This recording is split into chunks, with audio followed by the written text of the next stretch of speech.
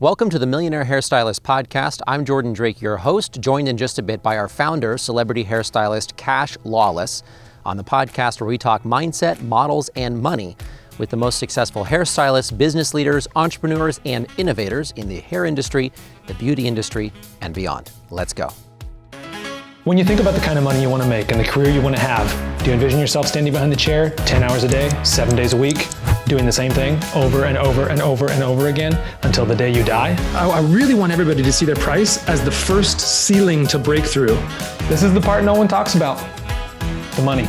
Today on the podcast, we're addressing the myth that you can't be financially successful as a hairstylist unless you live and work in a big market. You know, if you're not in Houston or LA or Atlanta, then becoming a millionaire as a hairstylist, that's out of reach.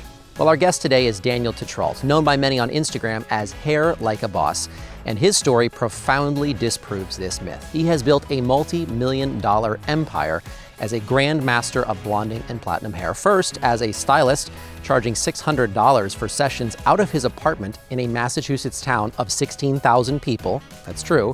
And then as an educator traveling the country, teaching others his craft, and now as the co-owner of Blonde Solutions, a product line that addresses platinum and blonding hair. No matter which market you work in, I know that you're going to benefit from the mindsets and the models that Daniel used to build his blonding empire. Now, the only thing missing from this episode is my face. We recorded this at a time when I didn't have internet in my apartment, so I had to use my hotspot. So you're just going to hear my voice for this one, but the conversation, I hope, is still high quality.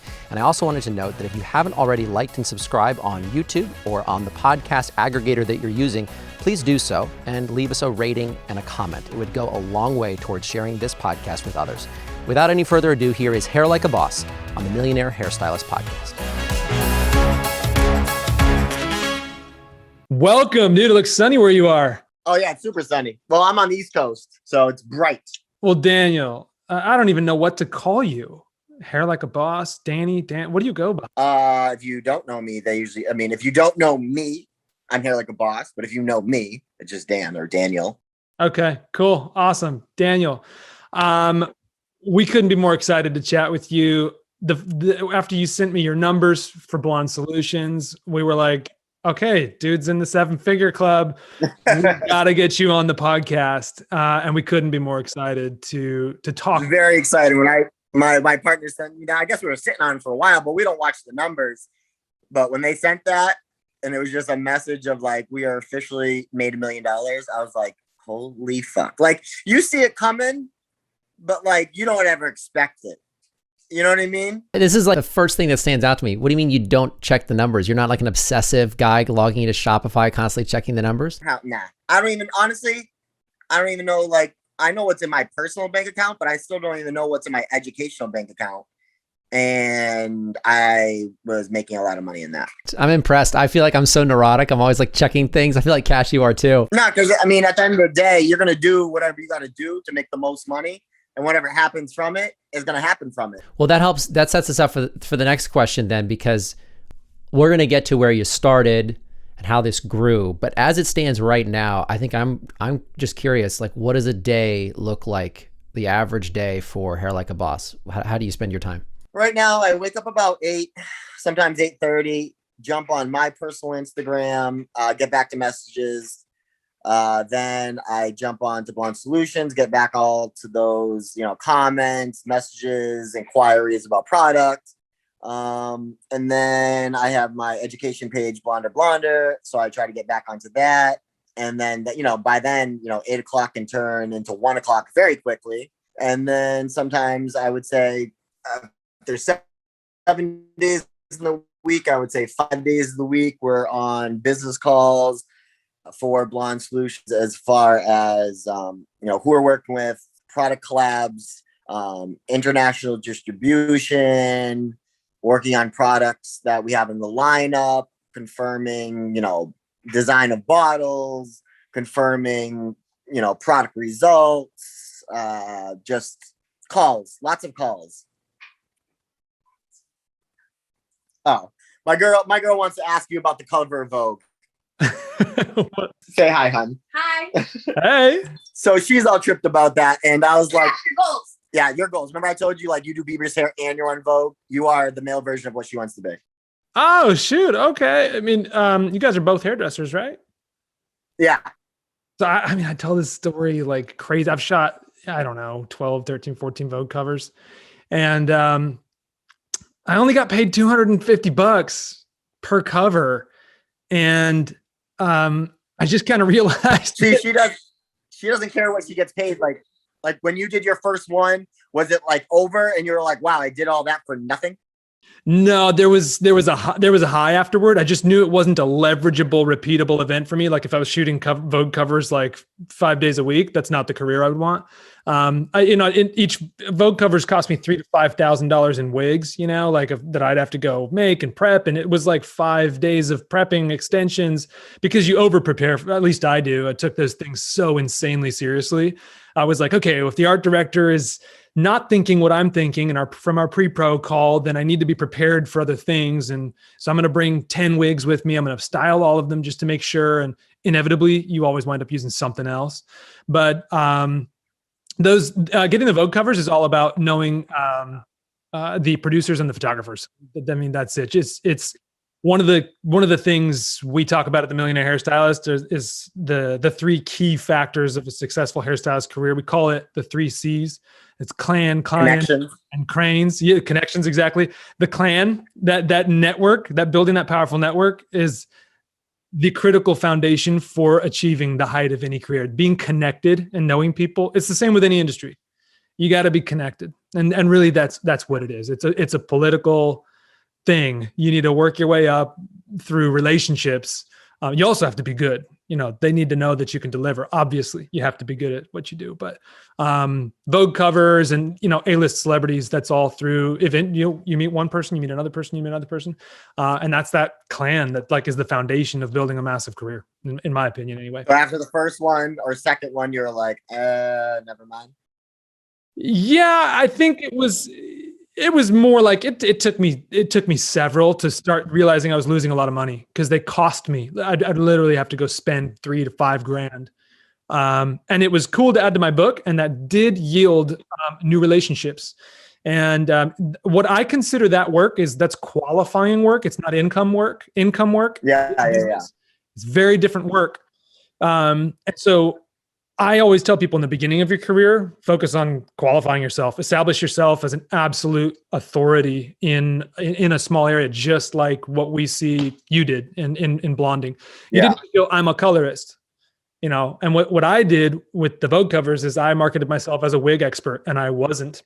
I just said I was like, I'm the wig guy. And then they're like, oh, you do wigs? I'm like, yeah. And then they're like, we need this shoot done. And I was like, okay. So I started working with wigs all the time. I had to go buy them and pretend to be an expert and figure it out. Yeah. That's yeah. Good, that's, shit. You got to make it where you get it. That's right. So I knew I wanted it so bad and no one was ever going to let me in that door. So I just had to go home after work and work on some wigs and get good because I needed to deliver. So I found a photographer. I literally shot nights and weekends all the time practicing wigs. I started making wigs and eventually I did become a wig expert. But at that point I was shooting the Vogue covers. But when I first started, I wanted to position myself in the industry as a person who could go to wigs because no one could do them. Everyone I worked with was like, I don't know what to do. Kudos to you. Oh, Taking thanks, it before man. you make it. Yeah. Hey, have you ever had to do that? Yeah. Like what I teach in my classes, like when I first started doing like full head bleach and tones, I really only had 3 clients that were doing it, but I took so many pictures and advertised it like I was doing them all the time that people trusted it. Like I could do them. I just didn't have many clients because I was in an area where you didn't see it often. It was more or less a new thing coming along.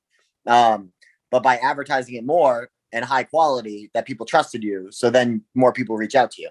Tell me more about how you came up with that, because most people, I want to know more about that. A lot of people, they limit themselves to what's real today. Yeah, like what's going on now, instead of telling the truth in advance. Where it's like you use these 3 clients to expose your work in large volume, leveraging Instagram and platforms where you could show it that way. Tell me more about that. How'd you stumble across that as a strategy? So it wasn't, the strategy really came from I feel like a lot of where the most money is where the minority are working, like where the less results, or the little niche down on certain things. Like if you can get into an area where it's hard to do and not a lot of many people are doing it, then you become more valuable. So when I first got into it, like I looked at like people, for example, like Zach Mesquid. Like I checked him out, I saw him doing it. Then I started like looking around and seeing who actually really did bleach and tones from the root out, and just like constantly left it blonde from the root out, not root smudge, not, whatever it may be, like literally platinum from root out. And after looking, there was people doing it here and there, but there weren't people doing it over and over and over and over, like as a result.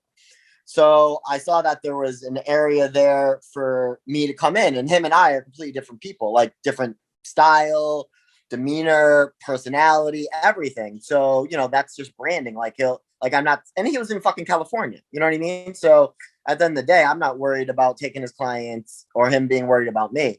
And we became friends over time, and we ended up meeting up a few times. But I just started taking clients. So I just looked for what wasn't done in my area. But fortunately for me, I was doing a lot of results that weren't done in my area. But then I started looking at, even like more of the unicorn results. So I would say I probably had about 3 girls that I was working on consistently, maybe 4. And I was able to get them super, super light. And then I was just advertising more and more, putting a lot of stuff into my stories, videos. But I was just a big advocate for like blondes in general in the beginning, because I just saw so many stylists lying about like the possibilities of what could happen in like one session, or the hair being damaged or anything like that. And I just find that a lot of stylists who can't produce level 10 results speak poorly because they're not educated, nor do they take the time to give the results they can or should be able to do. So I guess I was just always speaking up about like, the proper pricing and the results actually happening. And then from doing those clients, education came about really quickly. So the more I did it, the more people were asking for the education. Because again, I reached out to Zach, and I asked Zach if he wanted to do like an East Coast, West Coast together and just sell like big ass classes. And again, people loved us together. And this is when people knew that we were friends and people liked our energy together. But he didn't want to do that. So I was like, all right, I'm going to start doing my own education. Not like I was getting permission, but I reached out to him to do it first, out of respect. And then once I started doing my own independent classes, then it was just like a whole different ball game. Then I was doing classes because, again, my classes weren't sponsored by a company, or I wasn't pushing down products down anybody's throat, which was at that time majority of what a stylist would do. They would get hired from a company to go out and then say that company's name in their classes, right? And my classes were real classes. Like I showed up to meet the model the day of the class. It wasn't like pre-prepped, half done head. It was literally like a salon situation where a client would come in, you would see the client, and you would do the best of your ability what could happen in one session at that day of the salon. So that's where I started getting a lot of recognition, again, for my classes. I stopped my classes at 30 people. So anywhere 20 to 30 people. Every, at a point, it seemed like every Monday. I don't know if it was every Monday, but I probably went for about a year to year and a half straight of teaching classes basically every Monday independently, just off my own name. So that just got me a lot of recognition. And then, I got picked up from Vogue magazine, Allure magazine, Glamour magazine, and then a couple huge like website blog type posts. I don't even know their name, but they're huge. Okay. So this all started with, I think if I heard you correctly, this all started with you getting pissed about the way something was in the industry. Is that right? You were like, people are saying incorrect information about what's possible, and you knew otherwise. And so is that how this started? Yeah.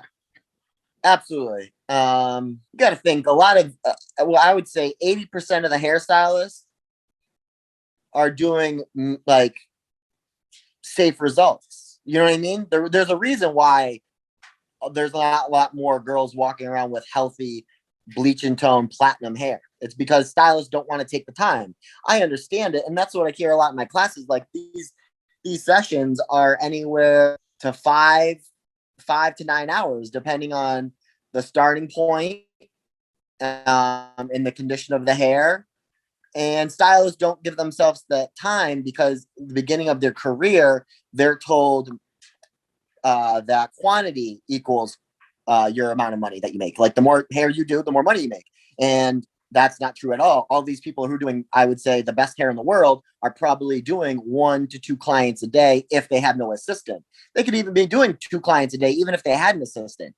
But I can tell you from personal experience and the stylists I do know, the best hair being done, the hair goal images that all these other stylists are doing, these are coming from some of the best in the world, the most educated, and the ones that take 1 to 2 clients a day and spend 8 hours on a head. Why'd you feel like you had to do this? Why'd you feel like you had to get this message out? Or, you know, the whole industry was all bullshit. Everybody was lying. Like there has to be some truth and there has to be someone to speak up. And what, you know, other stylists who have big sponsorships, they literally would DM me and say, like, I wish I could say what you're saying. But I had no boss. I had nobody to worry about speaking up for. You know what I mean? So I guess I was probably one of the people in the industry growing, getting big enough to have an authoritative voice that was actually speaking the truth that other people wanted to say, but didn't feel comfortable or kind of like would be put in a position to say, like, you know, with their company that they were taking money from or a product from or anything like that. I never took that stuff so I could be in the position to speak the truth all the time. And that's my platform. You know what I mean? People come to me if they need the truth. I want to back up actually just a little earlier. So if I'm understanding the trajectory, you became an absolute expert in platinum hair. You saw that people were mistaken about this. You started speaking out about what you realized was the gap between what people wanted and what they're able to invest in it. You became known for what you did so very well, and then you started teaching others. But I want to back up even further. Tell me about, why did you even care so much about this outcome in the first place? How did you discover this style? How did you even know, or why did you even want to put in the amount of time that it took you to get? Are you a perfectionist type? Is this the way your life has always been? Is it just, no? Like, tell me about your relationship with this end product and how you became such a master of it. The money. Like, I don't know. I mean, Cash might know, but you know what a Hermes crocodile bag is. They don't make them all the time. It takes months to make it, and it's the most expensive bag to make, right? So it's just about products. So like, I never looked at hair as like, oh, I can't wait to get in this hair industry and just flourish and become an advocate for platinum hair. I got in it because of the money. Where's the most money? In blonding. What color blonde? Platinum. So I went right to where the money's at. And so if I'm going to go where the money's at, I have to defend my territory. You know, Zach did it for a little while, but then he just got to the point where he didn't care, because you do get to a point where you're just so known and you're not going to really like, I feel like at a time I was talking back to these people, but then you get to a place in your, I guess, dominance of that area where you feel like you're bashing people and belittling people. Not that I would, but like, you realize these people don't know what they're talking about. And any type of like comment back, people like, well, you're too big to be even recognizing these people, which I never want. I like to be the 50 Cent of the industry. Like, I like to talk shit and troll, but like, I never talk shit first, but I will definitely meet energy with energy. So yeah, when I got into it, it's just where the money's at. And again, if I'm going to be doing it over and over and over, you know, even where I lived locally, when I was doing girls' hair, you know, sooner or later, no matter if it's hairstylist or what, and I was doing a lot of hairstylist hair in my area, they're like, oh, it must be so damaged. And then they see the girl next to them and I did their hair and they realize it's actually healthy and strong and growing. Where did that come from then? Because it's like, what you did was you went and found the niche in the market that could derive the most profit. Is this something you've done in other parts of your life? When you were in high school, did you figure out what was trading the best and go trade sneakers or baseball cards? Or like, Or did someone tell you, all right, Daniel, you're starting your career, go find the thing people like, where did that come from? In high school, I mean, I sold t-shirts when I was in high school. So like I would make t-shirts. Like I guess like I designed t-shirts. I don't know if like back in the day there was a brand called I think it's called Mesquite or something like that. Or it was like paintings. So I would make them starting for our basketball team because basketball games are huge. So I'd make them like, it was Doherty High School. So it had like DHS, but then it was like a design, like a splatter type design with hard lines. So I was making for our basketball game. And then me, like I was popular in high school and my friends were the popular guys in high school. So like we would wear them to basketball games and then people would ask me to make them one. So like I was buying shirts for $5, buying paint for $6. And I would sell the shirt for $50. So I started making, and then people started wearing so much, and they thought I was just making them out of school pride. So then other schools started, like I started, I wasn't making them that often because I didn't really care about it, but like I guess I had a little side business just from that in high school. But I also worked, on the weekends. I was a busboy, and then during the summers, I worked construction with my dad. What I wanted originally was open up a retro men's barbershop and a tattoo parlor in the same like entity, but cross-contamination messed that all up. So I didn't decide that I want to do women's hair until I was damn near graduated. So you graduate, and then as I recall from the last time you told us your story, you started working in a salon, and that didn't go well. Yeah. All right. So then you graduate school, then you go to cosmetology school, and then I got out of a salon. I got out of school. And the salon almost hired me like 2 weeks out of graduating. I don't even think I had my license at the time. So I started working there, but they used Pervana, and I was the only stylist on the floor. And Pervana is very hard to understand, period. And again, color is something you don't just learn. Like you actually learn how to actually get the result you want. You kind of have to have it like shadow somebody or learn some way, somehow. So that didn't go well, because I just wasn't doing well. And the lady was kind of just crazy. And you have to be crazy to take someone straight out of school and put them on the floor as your only stylist. So now that I know that, so I left there, went to a salon. I was an assistant for about 1.5 years. After not being treated how properly, I left. Then went to another salon that gave me 50-50 commission, being on a chair, my own chair. And they were a little more old school, Aveda salon, and were just kind of doing old school work. So I kind of had it was like me being on my own chair and kind of taking all the clients I wanted and doing the new looks and not having to worry about competition within that salon, because they literally were doing like very, very basic highlights and gray coverage. I grew out there because I knew I wanted to get out there and then start my own thing. So I grew there for about a year, I would say, maybe a little bit more than a year. And then I ended up working out of my house that I had in a commercial residential area. And I worked there for about 3 years. And then as the brand kind of grew, I wanted to disconnect it and open up my own shop. So I worked there, and I started building my name from there. But it was good because I was coming from a high-end salon, people paying a certain amount of money, but not getting the results they wanted from the master stylist. And that was from the first salon I worked at, the place I assisted.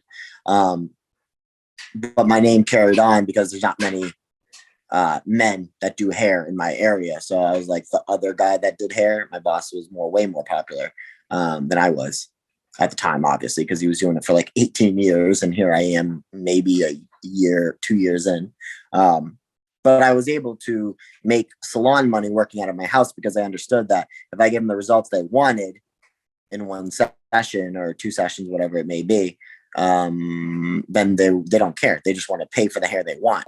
There's a lot I want to jump in there. And you mentioned that you focused on results over experience. So like if they were obsessed with the results, they're kind of like addicted to you. And it didn't matter if you were doing it in their garage or if they had to fly 100 miles or drive 100 miles and see you. How did that affect that point of your business when you started realizing like, oh, well, you're told so many things like the salon experience and all of this kind of stuff, but you kind of have broken that model? Yeah, that didn't matter. Like again, the first guy I worked with, he was a TG educator, stylist, what all the TG names they give you. And then the next salon I worked at was an Aveda salon. So then you're told, oh, you have to wear all black everything. You do aromatherapy. You give them hand massages, all this crazy stuff. And then you realize that it's like almost a deterrent to the lack of results that the clients are getting. So like clients don't care. They're paying ultimately at the end of the day, they're paying for the picture they showed you. And if you don't get them a 7 out of 10, then they're probably not coming back.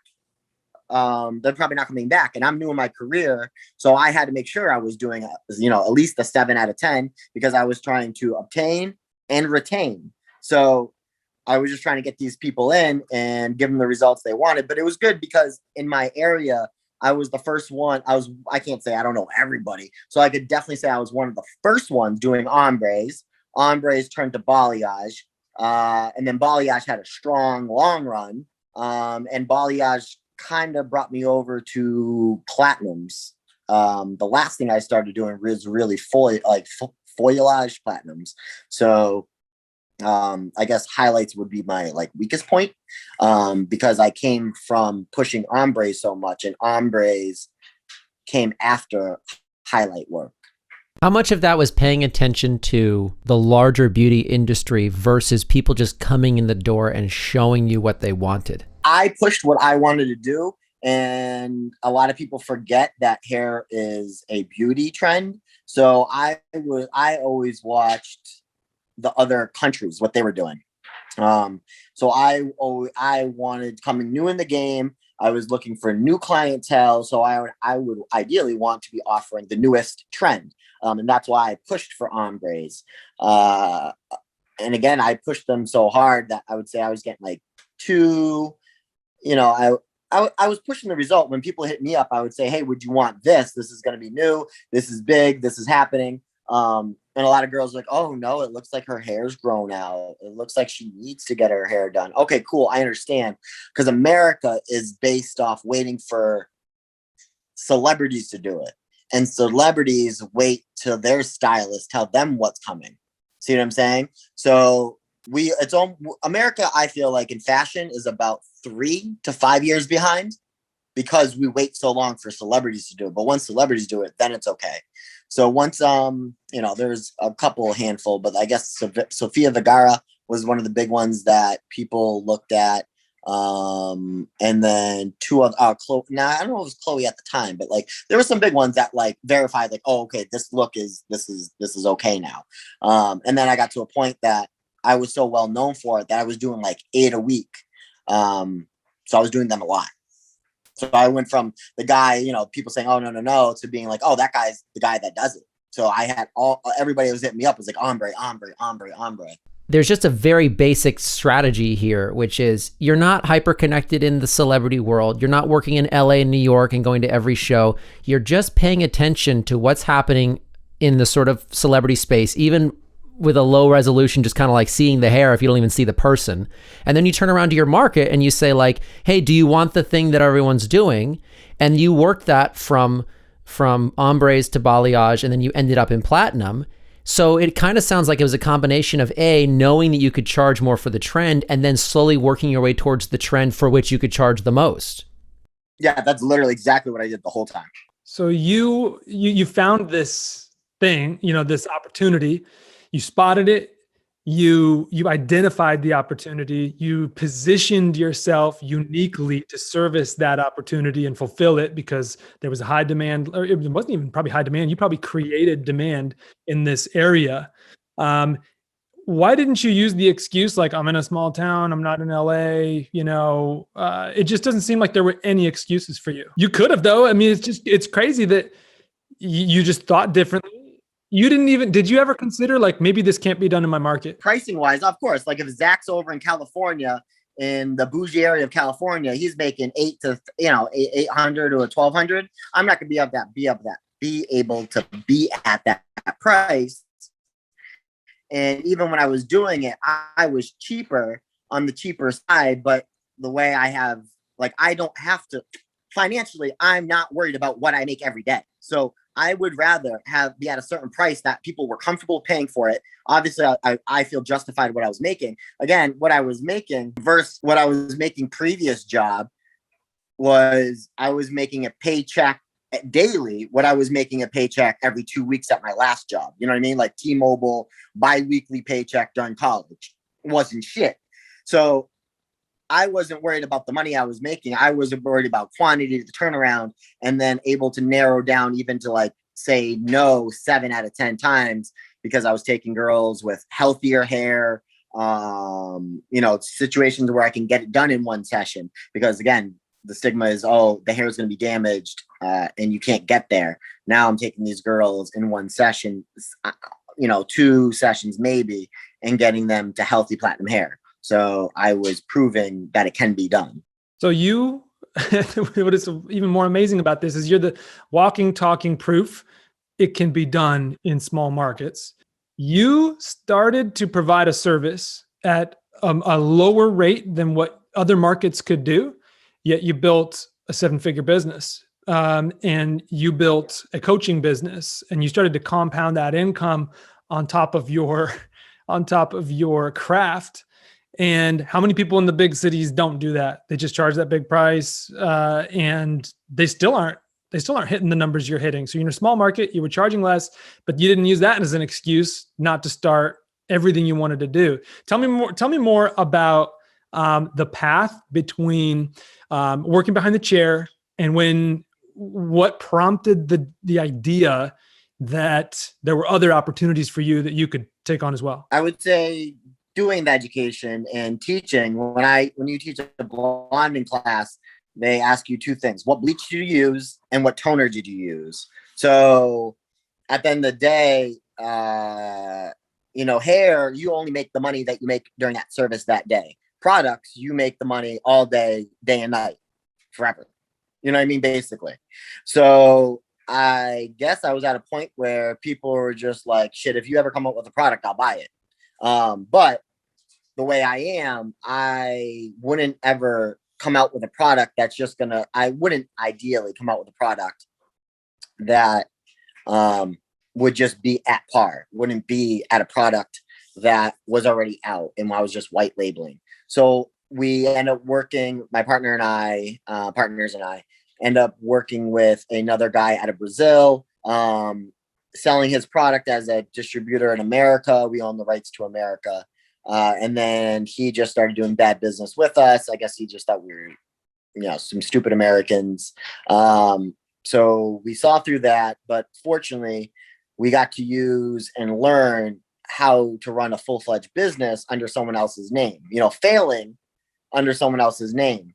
And then through the connections that we made internationally through running with that business, we were introduced to other technologies and other people and other labs.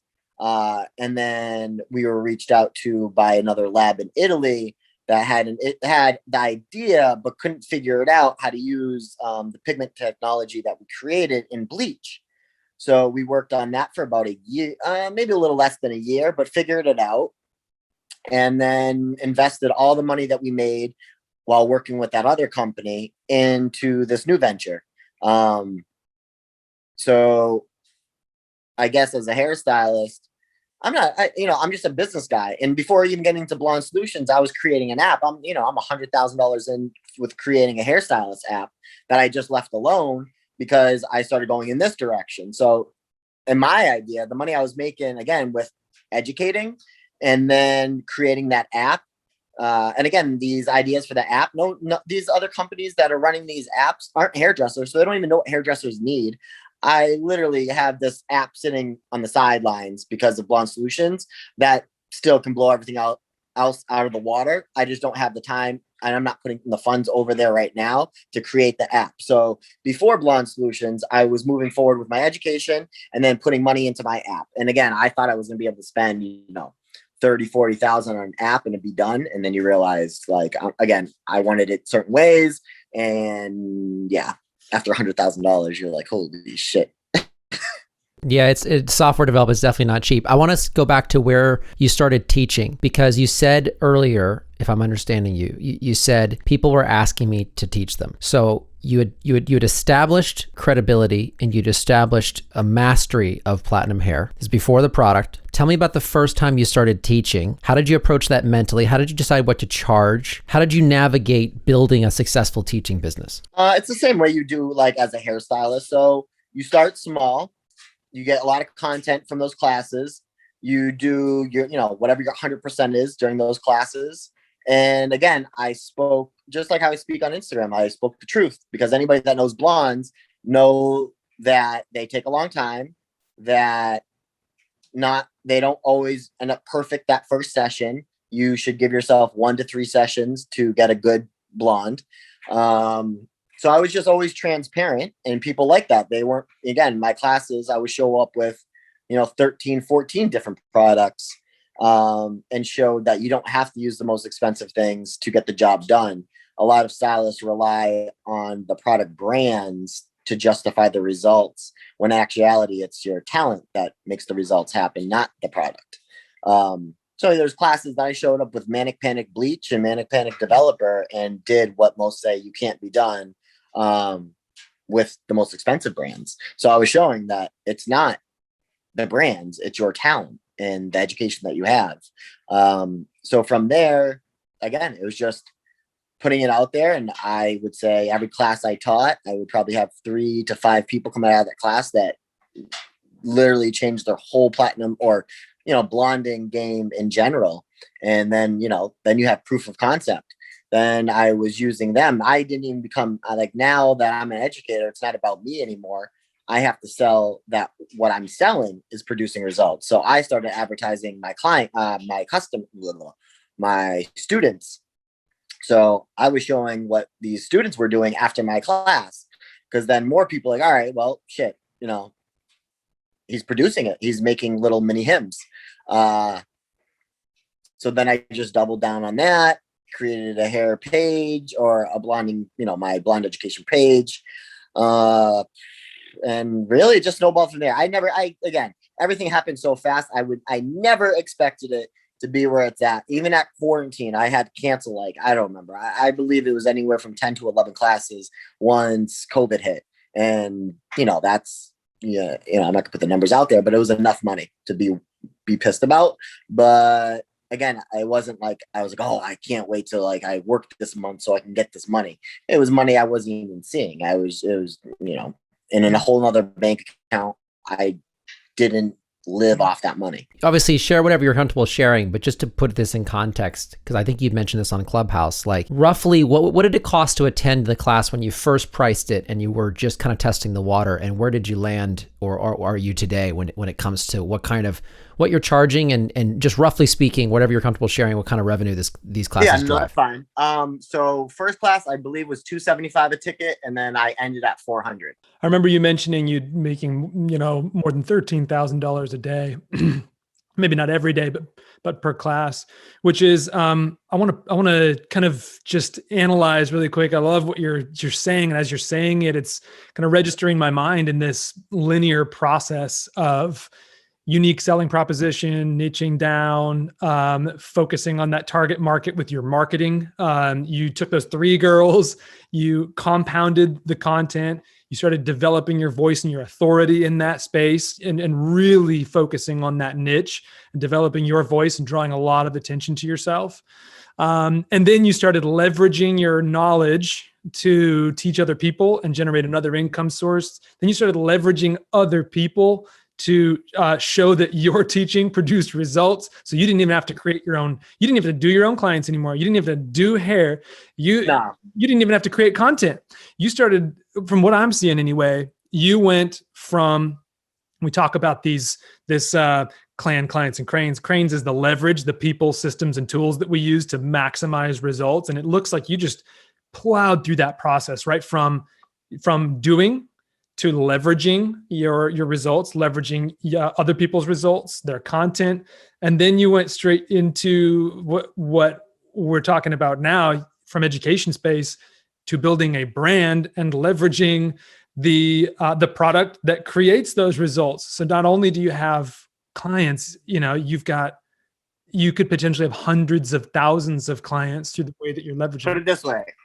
My girlfriend Brooke just did a girl, because I don't do hair anymore. So she had taken a client. The client only would go to the stylist if they were using Blonde Solutions. So the client made the hairstylist buy it. Then they drove 3 hours for my girlfriend to do her hair, as long like I was going to be there.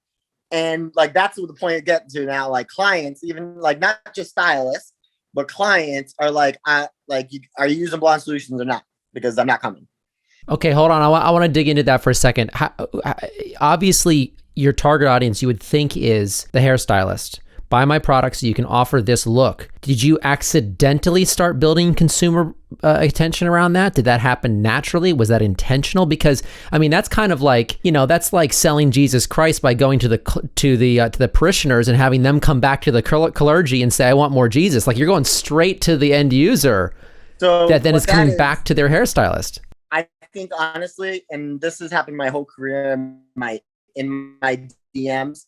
I think it's because I was always saying the truth and I was the stylist calling stylists out. So I was working for the consumer to saying, "Hey guys," like I worked on both sides. Like I was the middleman to say, "Clients, it's really going to take 4 to 7 hours to get this done. Shut the fuck up." And I was also the person saying, "Stylist, this result takes 4 to 7 hours. Do the work."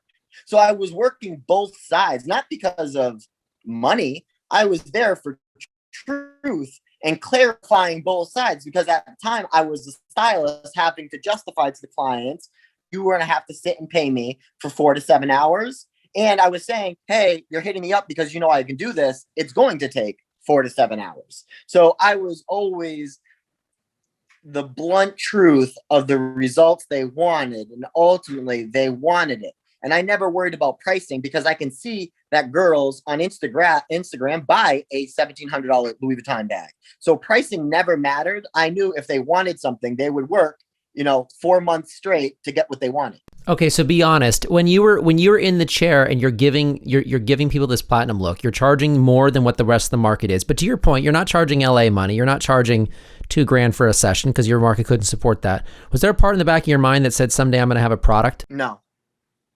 Tell me at which point these things popped into your head. I think about it this way. I'm going to have to give that credit to my partners, because if they weren't like, "Yo, let's just do our own thing."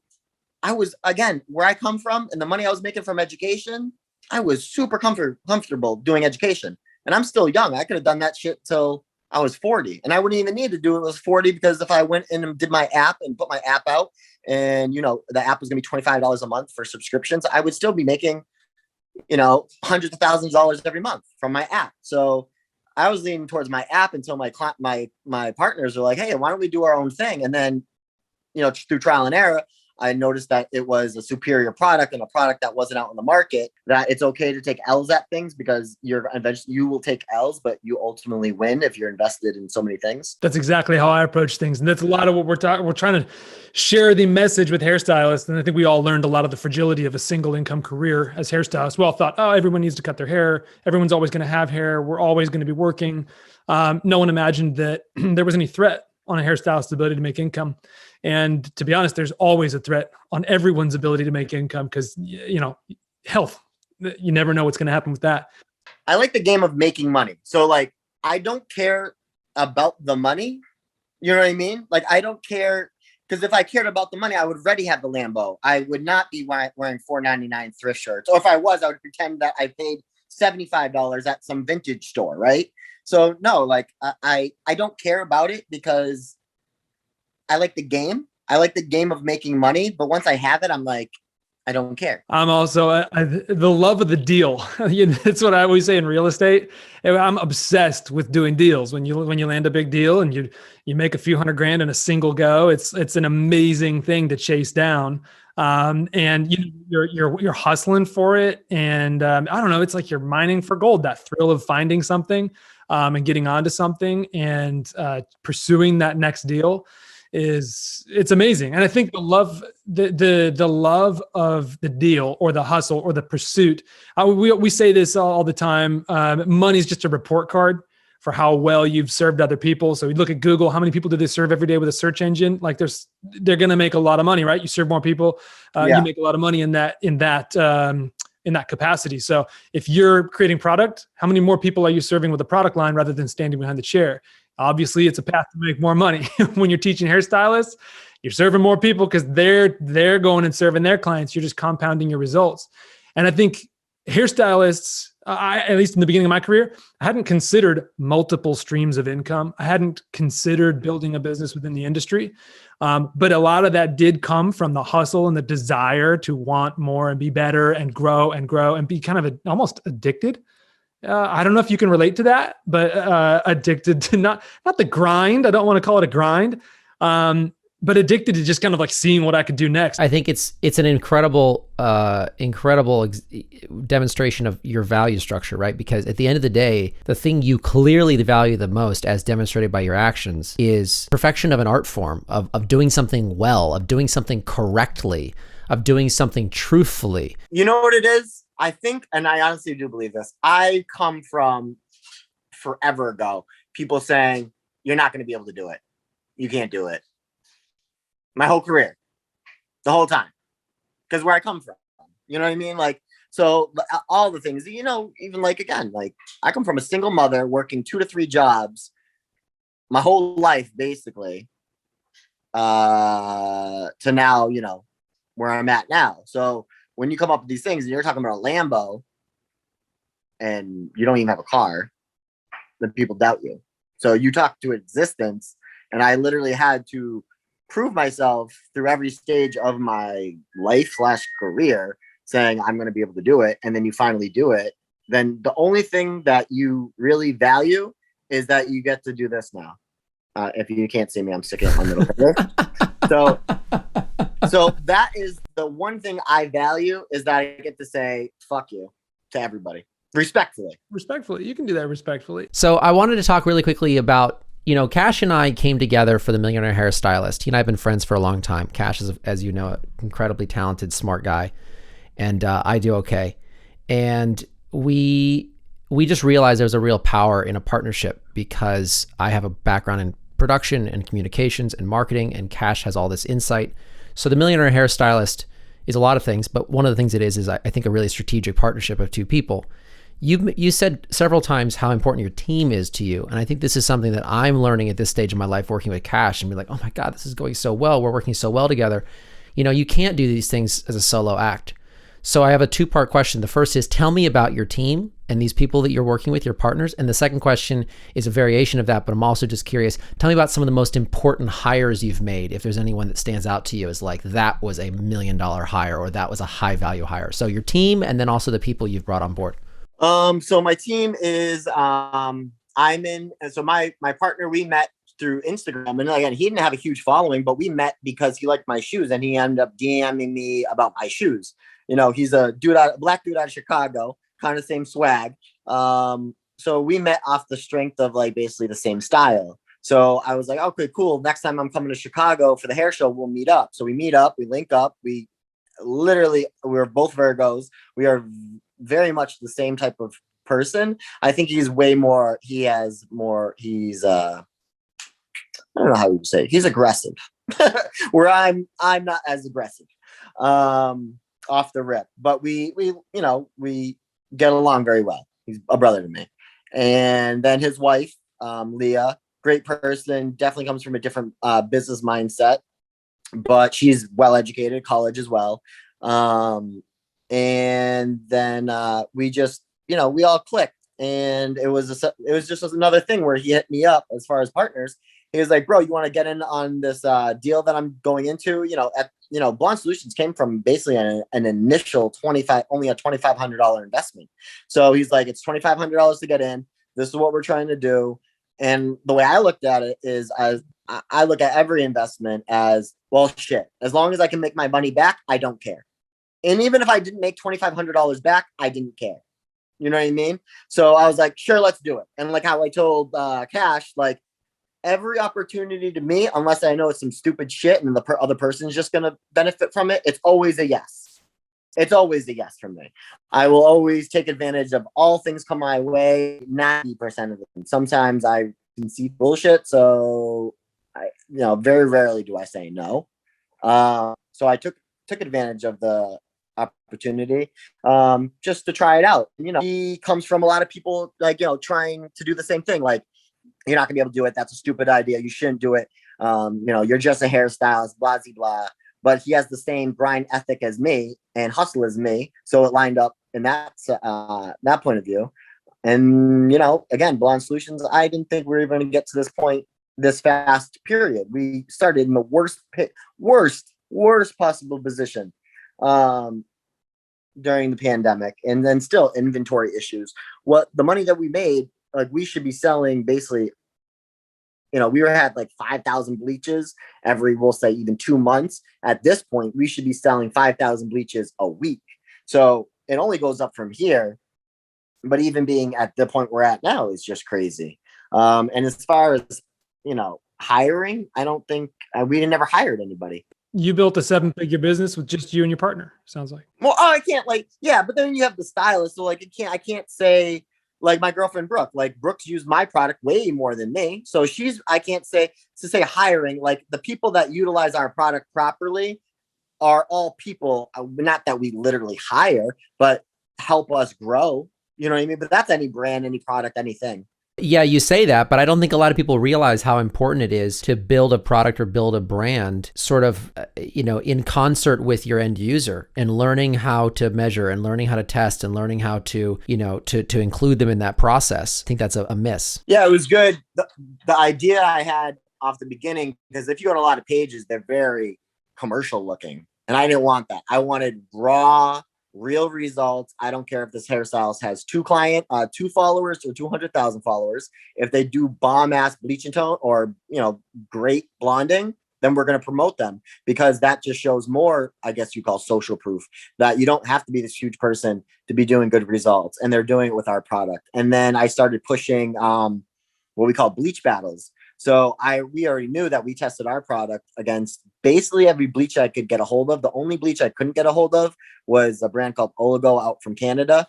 But then sooner or later, we had a stylist who bought our product and had Oligo, and they tested our bleach against their bleach, and we still won. So I was suggesting, because as a company, if we all just bought these products and did our own testing, that's bias. Of course, we're going to advertise that we want to be on the product. But if we could have these clients or these stylists saying, listen, I really loved this bleach before I got this bleach, but now I'm sold seeing the results of what Blonde Solutions can do versus these bleaches. And then they just sent it to us, or they posted it and we reshared it. So it was the best concept of proof of results that a company can ask for is showing right in front of you. Like, listen, I used to use this bleach, love this bleach, but now look at this. Is your Instagram account generating revenue for the stylists who use their product because it's driving customer interest to their local, what would you say, purveyor of Blonde Solutions product? The way I heard that is, are clients asking for Blonde Solutions? Well, more just that, like, are the stylists who are using your product, are they getting further exposure and foot traffic because they're showing up in your feed? Absolutely.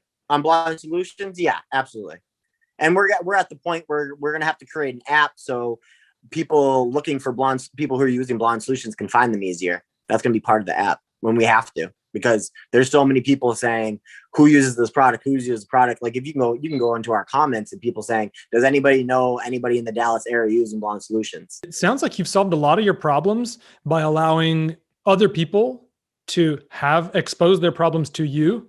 And then you've gone, oh, okay, well, here's a problem, I can solve that. Here's a problem, I can solve that. You're like constantly in your DMs listening to those problems. That's how I built a motorcycle business with my brother.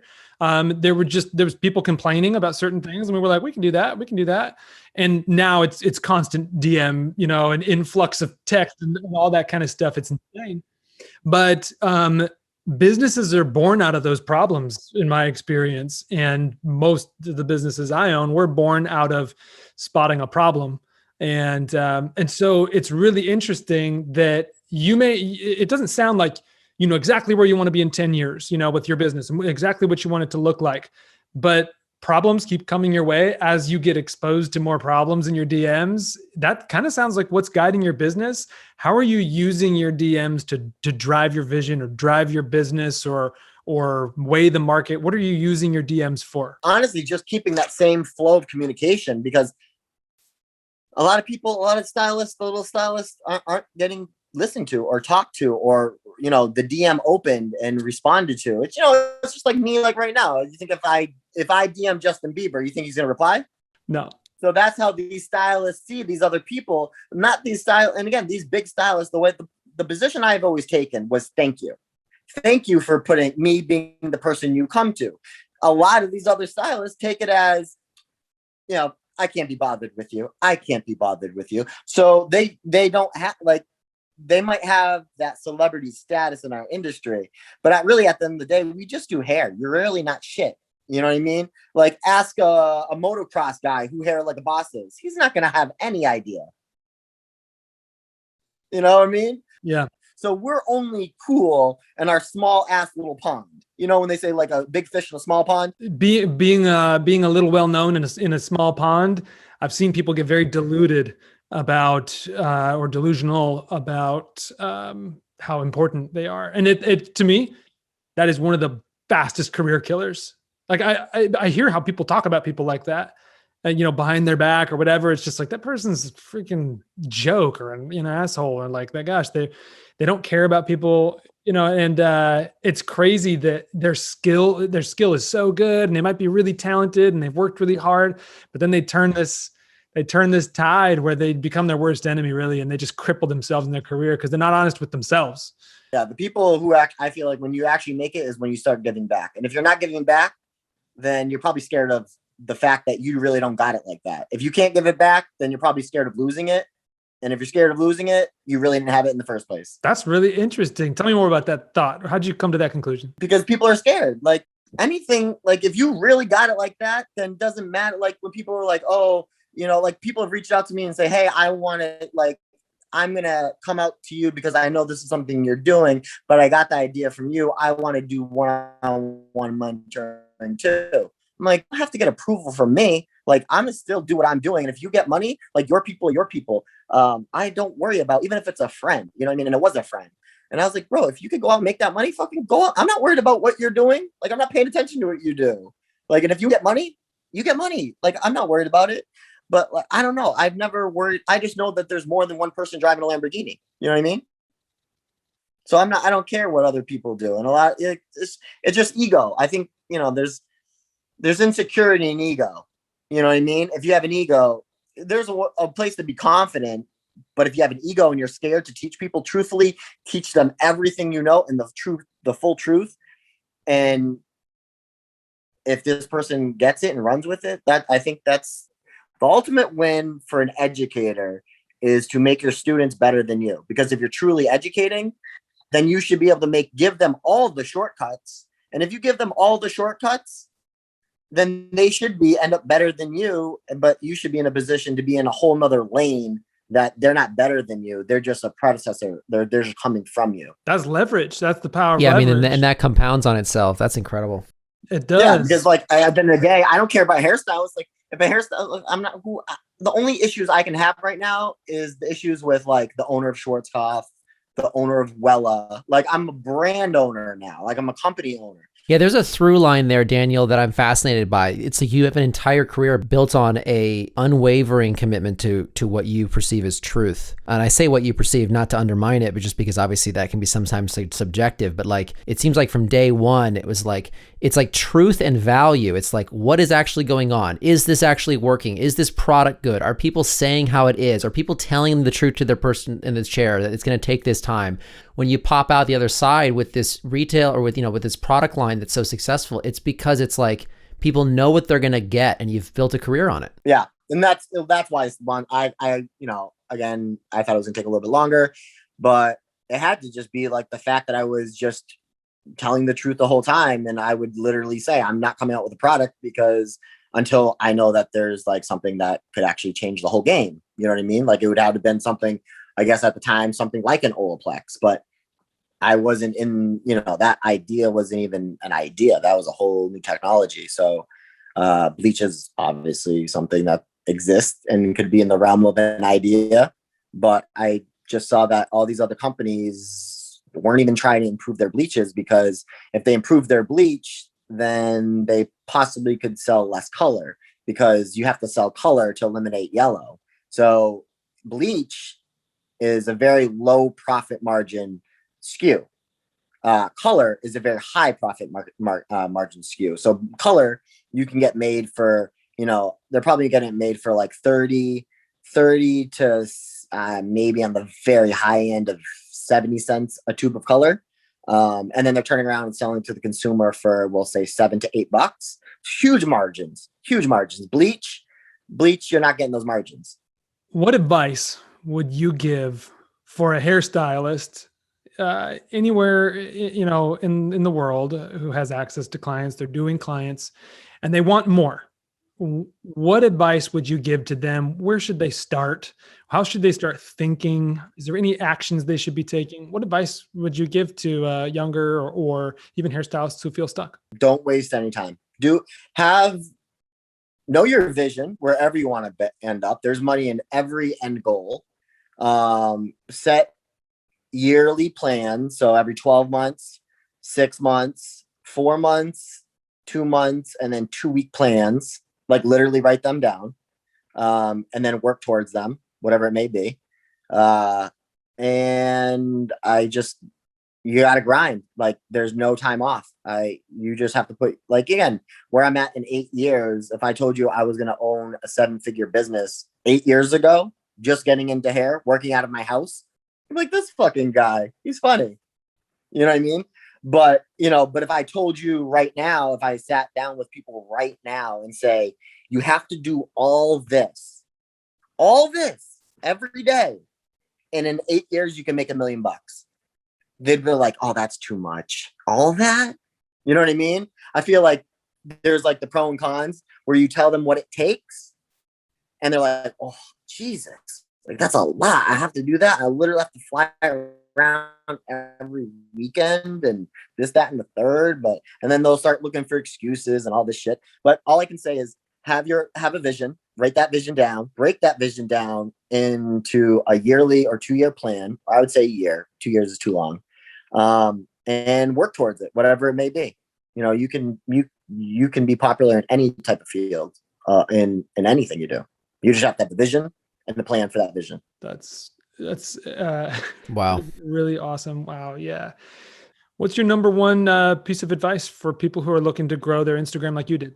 Good content, reels, doing, transparent, and just put yourself in there, because nobody can replace you. So if you're putting you and what you're about and who you are, then no one can take that away. Like people thought I was bad for the industry because I was saying a lot of truthful things, but now look at it. You know what I mean? But no one can be better at being you than you. So no one can take you away. Social media, in my opinion, it needs a strategy. Daniel, I don't know if you agree, but just throwing up stuff, flop-de-da, and hoping to see what happens. Even your content is consistent.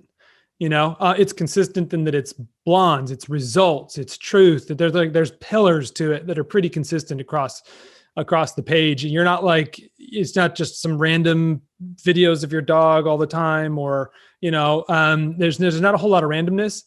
But it's consistent enough to where followers know what they're going to get. And it looks like you do what is telling your truth, and you've set that up. Is that correct?